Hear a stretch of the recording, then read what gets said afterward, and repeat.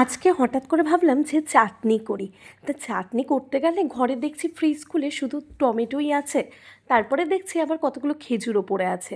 তা টমেটোগুলোকে প্রথমে গোটা গোটাই সেদ্ধ করতে বসিয়ে দিলাম, আর খেজুরগুলোকে জলে ভিজিয়ে রেখে ওগুলো টমেটোর মধ্যে দিয়ে আমি ভাবলাম যে মিক্সিতে যদি একদম পেস্ট করে নিই তাহলে কেমন হয়।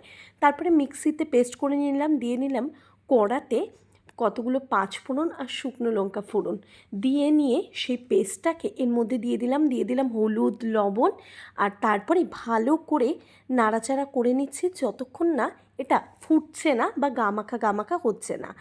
এরপরে এর মধ্যে আমি দিয়ে দিলাম গুড়। আমি দিয়েছি এখানে খেজুরের গুড়, আর খেজুর তো আগেই দিয়েছি বললাম, গোটা খেজুর সেটাকে পিউরি করে দিয়েছি, আর এর মধ্যে খেজুরের গুড়ই দিচ্ছি। দিয়ে আবারও নাড়াচাড়া করে এত সুন্দর একটা গন্ধ বেরোচ্ছিল না, তোমরা ভাবতেই পারবে না। এটাতেই গন্ধ বেরোচ্ছে। এইদিকে আমি এখানে পাঁচ ফোড়ন, জিরে, আর তার সাথে মৌরি আর শুকনো লঙ্কা দিয়ে একটা গুঁড়ো করে রেখেছিলাম, সেটা দিলাম, আরও সুন্দর হয়েছিল খেতে।